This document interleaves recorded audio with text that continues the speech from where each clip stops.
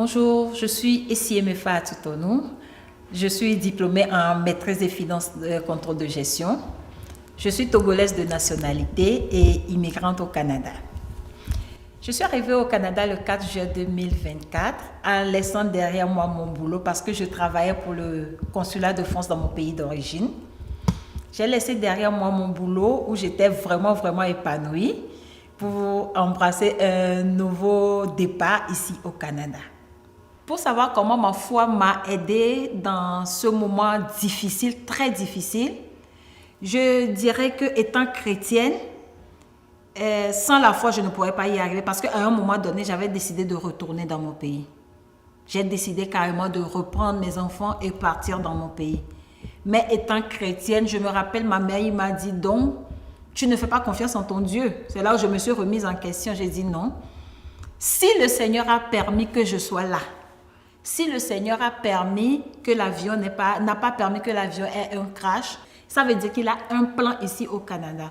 Donc si moi-même, je n'éprouve pas le peu de foi que j'ai, je ne prouve pas au Seigneur que je peux y arriver, me voici, j'ai été appelée, je suis là, debout, pour l'œuvre pour laquelle tu m'as permis d'arriver ici au Canada, c'est que c'est du n'importe quoi pour moi-même. C'est là où j'ai dit non, je retrousse mes manches, je me mets à genoux. Et puis l'église unie, j'écoute la parole de Dieu. Je dis non, il faut que quelque chose se passe. C'est là où je me suis mis en intimité avec mon Dieu.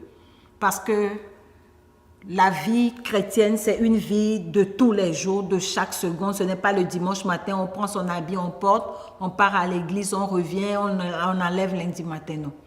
J'ai retroussé mes mains, je dis non, je peux le faire. Tout ce que j'ai besoin de toi, papa, c'est la santé. Le dénouement, c'est que j'étais là tout tranquillement. Quand on m'a dit qu'il y a l'église unie qui recherchait une assistante administrative. Donc, je dis, ok, je vais aller passer mon entretien pour voir. J'étais même pas, je me dis que bon, j'irai voir, je savais pas. Donc, quand on a dit, j'étais partie à l'entretien, parce que moi, je venais à l'église unie pour servir Dieu et non pour le travail. Donc, je suis venue pour servir Dieu. En aucun moment de ma petite vie, j'ai pensé que je pourrais être utile à l'église unie. Donc, quand je suis partie à l'entretien, après je suis revenue de l'entretien. Quand je sortais de l'entretien, j'ai dit même à la personne avec qui j'y étais que je ne suis pas sûre de pouvoir avoir cet entretien-là, mais si ça marche, que la volonté de Dieu soit faite. Et la personne m'a demandé, qu'est-ce que toi-même tu veux? Je dis, je ne sais pas. Là où je suis, je m'abandonne au Seigneur, qu'il fasse selon sa volonté. Donc après, je reçois un mail qui dit que je dois remplacer quelqu'un dans l'église unie.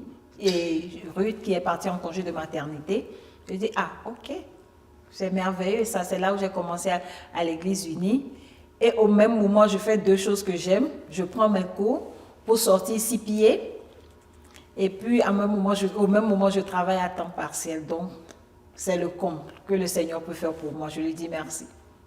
Dans mon milieu social, je ne trouve pas difficile de parler de foi à chaque fois que l'occasion le permet parce que je n'ai pas besoin de parler de foi pour qu'on sache que je suis chrétienne.